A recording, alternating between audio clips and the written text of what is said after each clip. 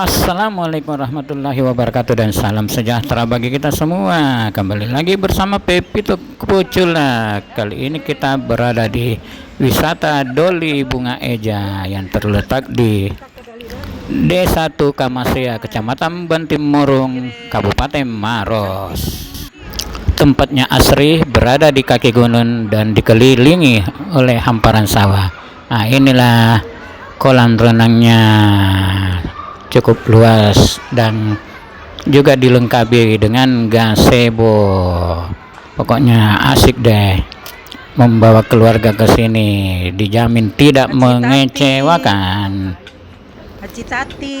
Selain itu, bagi Anda yang mau nginap di tempat ini, di sini juga disediakan penginapan. Nah, ini rombongan dari jemaah Adar sedang menikmati santapan mereka.